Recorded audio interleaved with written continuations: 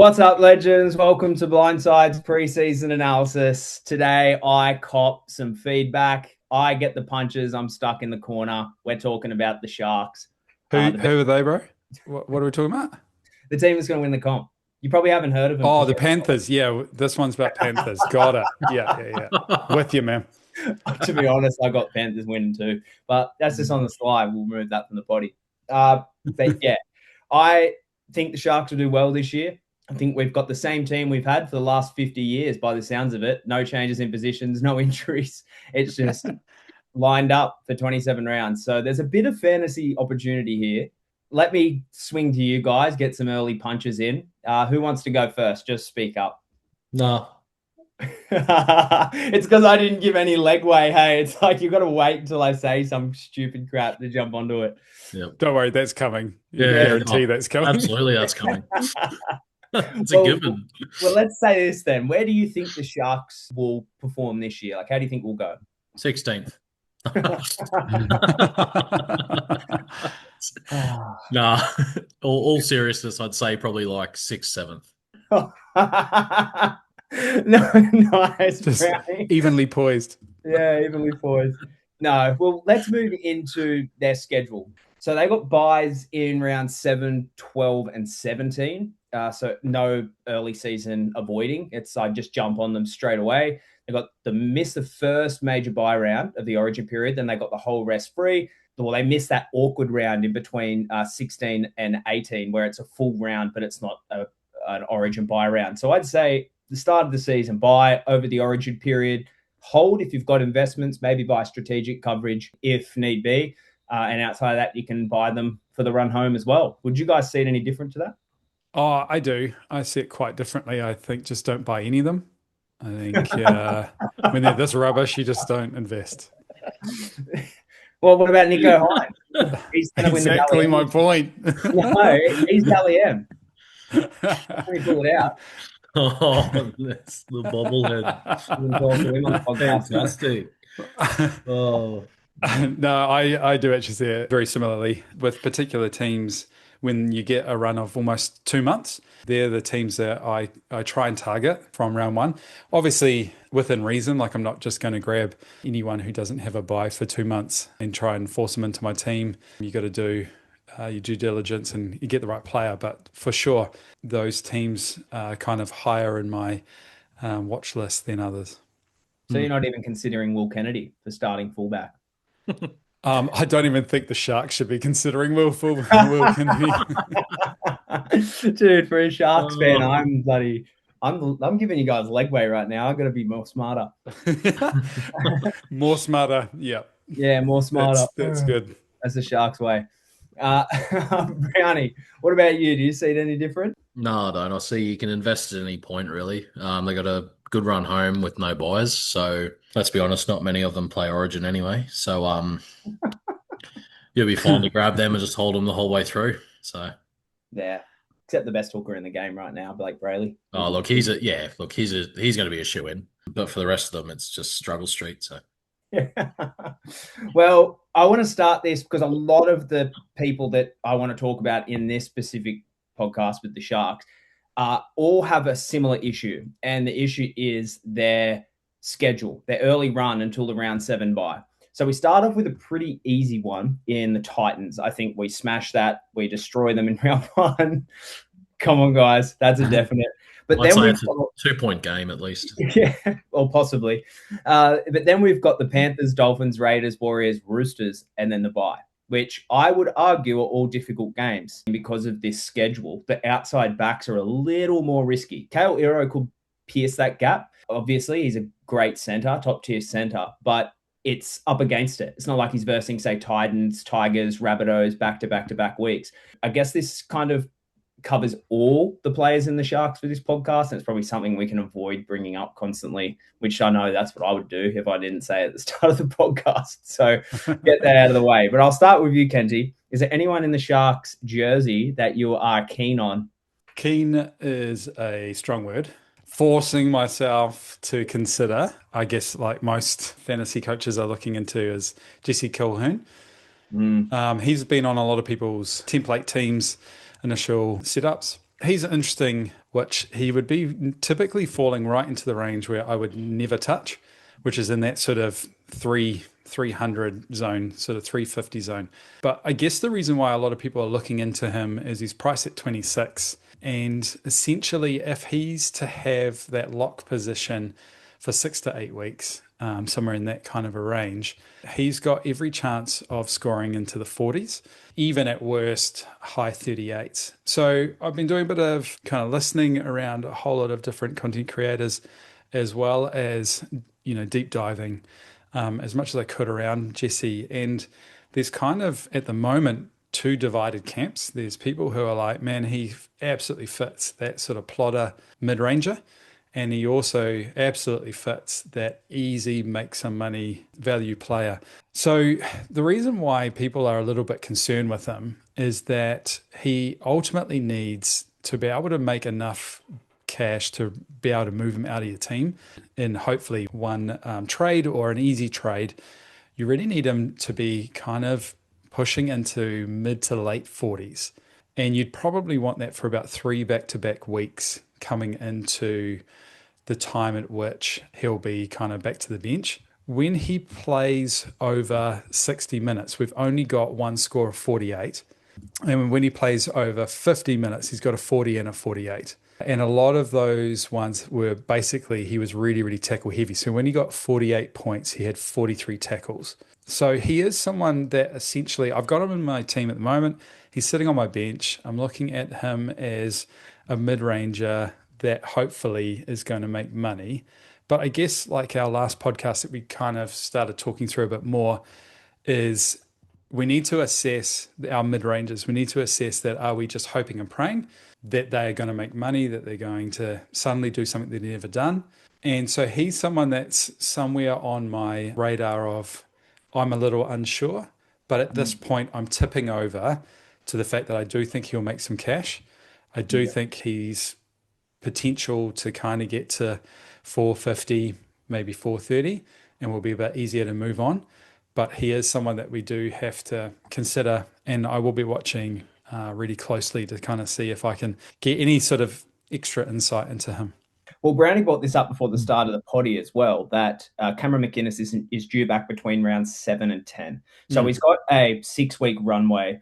And I will also try and hopefully pull you across to the buy side, because in my opinion, he's a certain buy. Priced at 26.73 ppm in that 3-game sample size of plus 50 minutes, where he's got one game at 49 minutes, but let's say 50 minutes plus.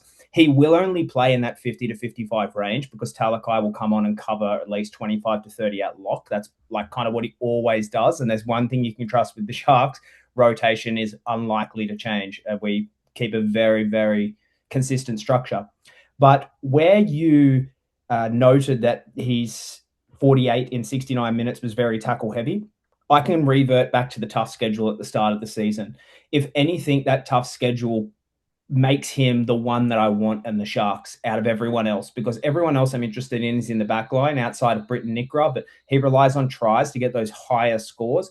Whereas Colquhoun, he's just going to be tackling like McInnes against top 8 sides mostly until McInnes returns in round 8 after the round 7 bye. So for me, it's just a 7-week play, hopefully 100 to 150K, flip him off straight away as soon as round 8 comes along, and he's likely dropped back to the bench. Does that kind of change your mind? Do you have anything to add there on that too, Brownie? Nah, my one's very similar. He's in my team.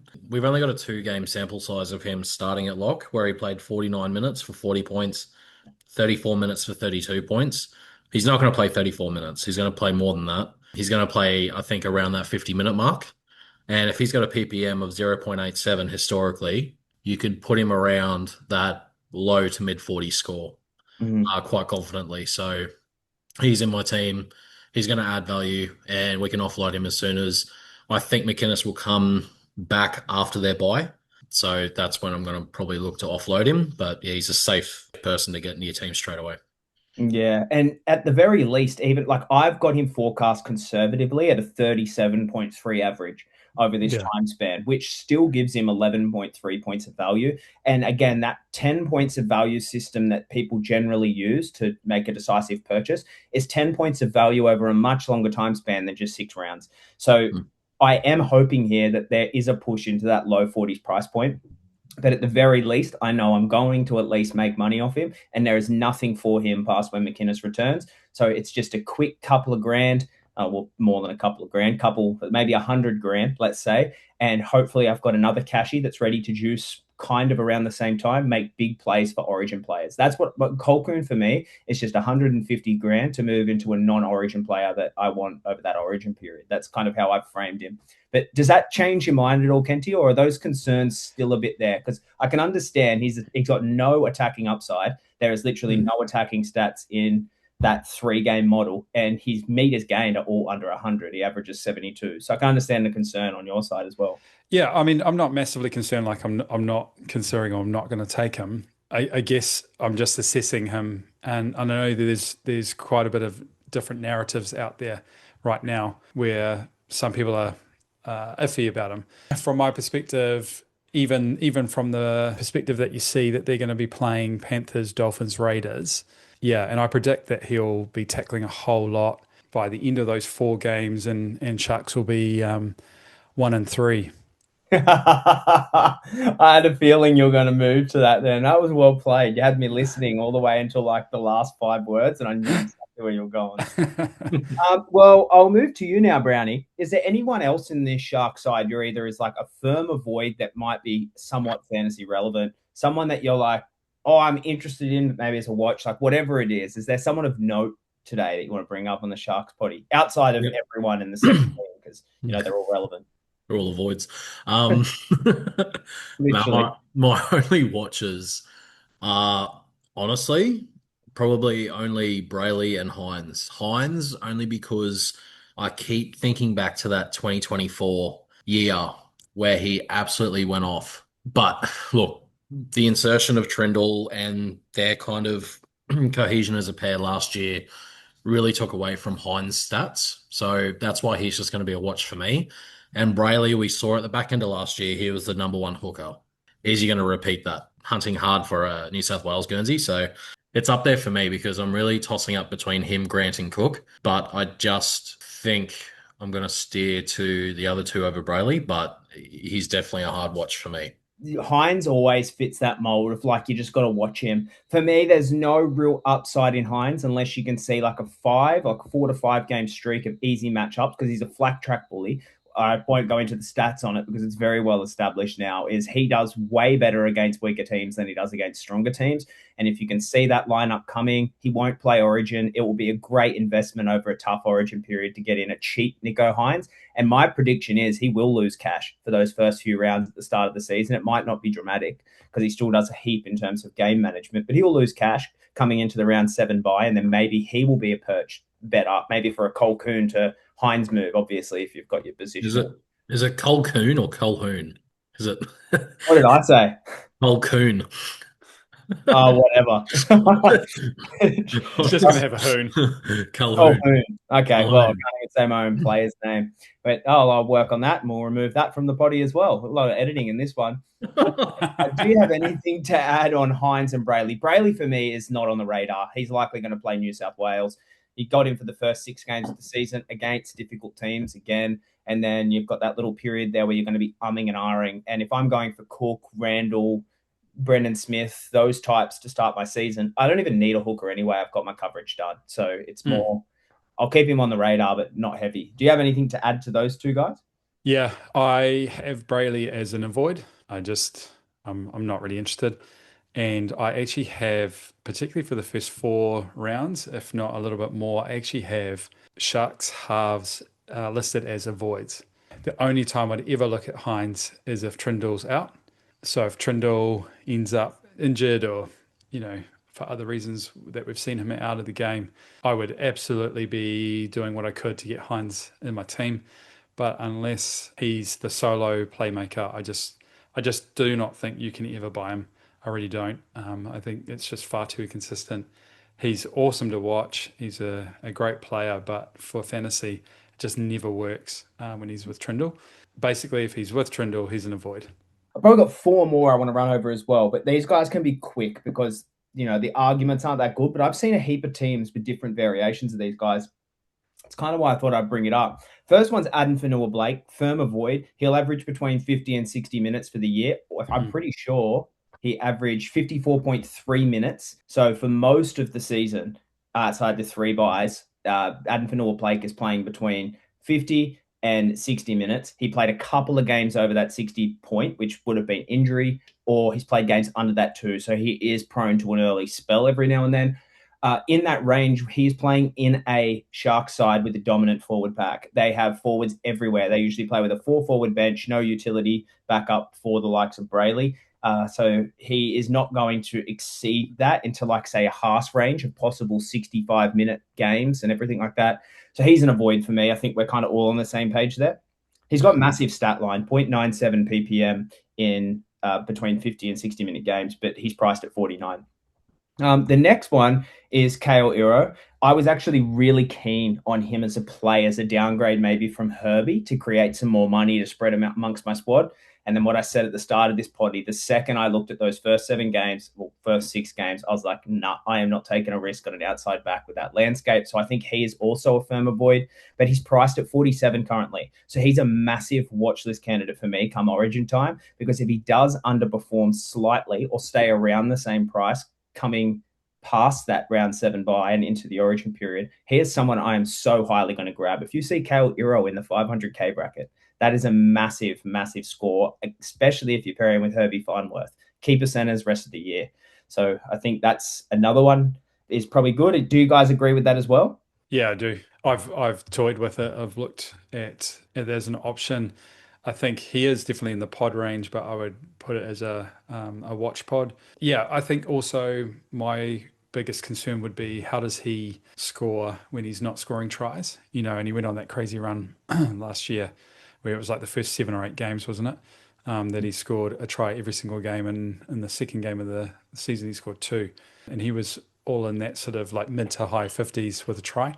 So I'd be quite keen to see what is he doing when he's not scoring consistent tries. And in round 26 and 27, when he came back from his injury, he had 33 and 29 without tries. The game had kind of shifted and changed from the start of the year, so it's hard to compare. But yeah, that would be my concern. He's definitely a watch. It's also how he's going to go with Sam Stonestreet as well, because Mulatalo's out for a while. So whether they maybe focus more on the right side with Ramien and Katoa, but I'm not sure. We'll see how that plays out anyway. I think he's a safe watch anyway. He's kind of in that category for us. There's nothing there to buy. The other one's Jesse Ramien. Now, I think because people are struggling for value, they're going for these Will Penicinis, Casey McLean's. Casey McLean's probably the best out of all of them that I've seen so far. But Jesse Ramien's another one I'm seeing. Firm avoid. He's priced near 500k and hasn't really performed at that level for years. He is currently priced at 36, but hasn't averaged over 50 since 2021. And he's had a steady decline in his scoring. He relies on tries to hit bumper scores. He is massive on everything else, but he can go missing as well. And that's the issue with centers, is they need involvement to be any decent. So he's not even on my radar. I would consider him if he fell into the 300k bracket on a try scoring drought and we come up to easy teams and I'm looking for a quick 100 grand. But even still, it's not something I'm planning for. I just have to see it through the season. You guys kind of the same? Yeah, and immediately, as soon as I see them priced at 36 and his average is 37 last year, I'm just not even interested at this point of the year. The last one, before we can wrap it up, is Briton Nikora. Now, he's priced at 555k. He has been traditionally a 50-plus scorer, 50-plus average for most of his career. The tough start to the season is pushing him to the side for me. I'm hoping that he floats around those mid-40s, low 40s, high 30s scores to hopefully stay around that same price, because when the Sharks get into that easy draw over the Origin period, I think he could be vital as cover on the edge, say if Fafita gets selected for Origin, something like that. And you might even consider a Colquhoun move to Nikora at that point as well. Like, it could be an easy shift depending on how much money Colquhoun makes. Have you guys got any love for Briton Nikora? He's currently 3.58% owned. I wouldn't be buying him now because he's not a defensively only sort of edge. Like, he does defense, he makes a lot of tackles when need be, but he relies on attacking upside to score big points. I feel like we talk about him every year. Yeah, he always gets brought up in the conversation because he's this tricky mid-range price, and sometimes you could even see him as an underpriced keeper when he's in form. and he'll bust out like games where he just goes on a tear where he scores 50s and 60s, and people go, "Oh man, like Nikora is back," and then all of a sudden he'll slump back down to the high 30s. So you just got to be very selective on when you do pick him, if you do pick him. But as you said, over that origin period is when I would probably target him the most. When you know teams are going to be under strength, Hynes is still going to be playing, and he's going to be on Hynes' side. So yeah, that's when I would look at him as much the same as you. So yeah, I'd probably add to that too. In 2021 was the last time he averaged low 40s, 43 flat. He averaged 43.6 last year. In 2022, it was 49.2. So basically 50. 2023, 52.5. 2024, 51.8. So he's priced at 41 right now. If he can get back up into 50s, he's at least 9 points of value for a keeper edge that doesn't play Origin. So there is a lot of potential in Nikora, but we need to see it. And I'm definitely not taking that dice roll against tough teams to start the year. So, and where we need to see it, so I've just kind of been analyzing his data. Basically, where he was massively down on were his tackles and his running meters. And so last year, he, with his 43 average, his tackles are down at 32, where he was up as high as 38, 39, 40 in his two previous years where he was doing much better. And then his running meters, he was down in the 70s last year, where in 24 and 23, he was up closer to 90, pushing closer to 100. I think that I would be far more interested if I'm getting to see that he's in the attack a whole lot more, running freely, like we'd seen him in those two bumper years. And we just didn't see that last year. And then I'd also want to see that he is making those tackles, that he's actually kind of in the mix. And the other thing too that we saw last year is that his missed tackles actually started to climb some more as well, which was not helping him.